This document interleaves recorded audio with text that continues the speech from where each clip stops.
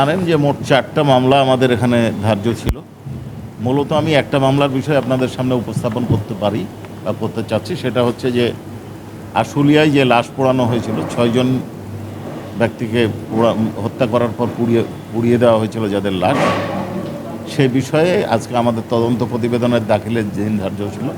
কিন্তু আমরা যখন তদন্ত প্রতিবেদন প্রস্তুত করছিলাম এই মুহূর্তে একটা হঠাৎ করে তথ্য আসে এবং আমরা একটা ভিডিও শনাক্ত করতে পেরেছি, আমরা উদ্ধারও করেছি। তাতে দেখা যাচ্ছে যে এইখানে কারা কিভাবে হত্যা করেছে সেই বিষয়টা আমাদের সামনে এসেছে। কারা কিভাবে হত্যা করেছে এই বিষয়টা আমাদের সামনে এসেছে। অর্থাৎ এই মামলা তদন্ত রিপোর্ট দাখিলের শেষ পর্যায়ে আমরা দেখতে পেলাম যে যারাকে পোড়ানো হয়েছে তাদের হত্যার ভিডিওটা আমাদের সামনে আসছে। এই বিষয়ে তদন্ত সমাপ্ত করার জন্য কিছুদিন সময় দরকার, এই জন্য আমরা 1 মাস সময় চেয়েছিলাম। অনারেবল ট্রাইব্যুনাল এটা মঞ্জুর করেছেন।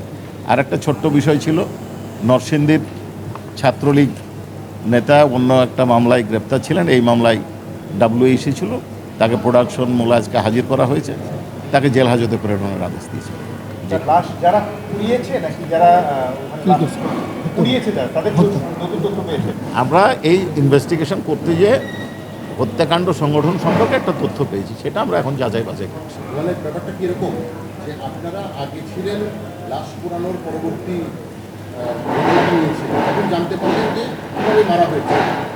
আমরা যেটা আপনাদেরকে বলতে চাচ্ছি যে আমাদের বিষয় ছিল যে হত্যা করা তো হয়েছে না, হত্যা করা হয়েছে, পোড়ানো হয়েছে, একজন জীবিত ছিলেন তাকে পোড়ানো হয়েছে। এখন আমরা যেটা পেয়েছি সেটা হচ্ছে যে হত্যাকাণ্ড সংগঠনের একটা ভিডিও চিত্র আমরা পেয়েছি, এটা আমরা এখন যাচাই বাছাই করছি।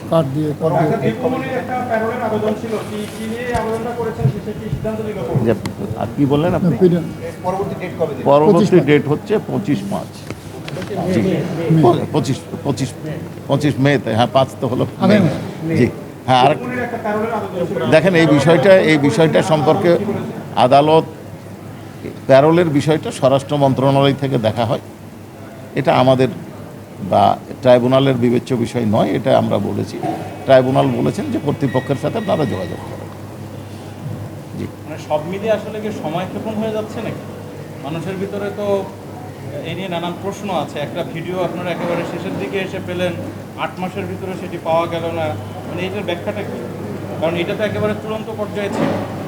হ্যাঁ, দেখেন মানে মানবতা বিরোধী অপরাধের ক্ষেত্রে আমরা মূল বিবেচ্য বিষয় হচ্ছে কমান্ড স্ট্রাকচার। কমান্ড স্ট্রাকচারের বিরুদ্ধে বিষয় তদন্তটা আমরা মূলত করি, তার সাথে পারপেট্রেটর যারা আছে, যারা হত্যাকাণ্ড সংগঠন করে বা অন্যান্য অ্যাট্রোসিটির সাথে জড়িত থাকে, তাদের বিষয়টা আমরা তদন্ত করি। এখন তদন্ত একটা চলমান প্রক্রিয়া, এই তদন্তে নতুন তথ্য আসে, ফার্দার ইনভেস্টিগেশন পরেও হতে পারে। এখন কোনো তথ্য যদি আমাদের সামনে আসে নতুনভাবে, সেই তথ্য ইগনোর করে তো আমরা তদন্ত রিপোর্ট দাখিল করতে পারব, এবং এইখানে হয়তো 10 দিন বা 5 দিন বা 1 মাস সময় একটু বেশি লাগতেই পারে। পূর্ণাঙ্গ তদন্ত রিপোর্টের জন্য এবং ন্যায় বিচারের স্বার্থে এই সময়টা প্রয়োজন আমাদের। এটা বিচারকে বিলম্বিত করার জন্য না, ন্যায় বিচারকে প্রতিষ্ঠা করার জন্য। জি, না সিনিয়র আছেন, ধন্যবাদ। না, আমরা ওই বিষয়টা বলতে চাচ্ছি না। আমরা একটা তথ্য পেয়েছি, যাচাই বাছাই করার পরে সত্যটা আপনাদের সামনে উদ্ঘাটন। শেখ হাসিনার প্রতিবেদন তো পিছিয়ে যাচ্ছে, যেহেতু আজকে শেখ হাসিনার মামলা ছিল না, কাজে এই বিষয়টা নিয়ে আজকে আমি কথা বলতে চাচ্ছি। জি, কোনটা? এটা তো বললাম যে আমরা 1 মাস সময় চেয়েছি। 1 মাস হবে, আমরা 1 মাস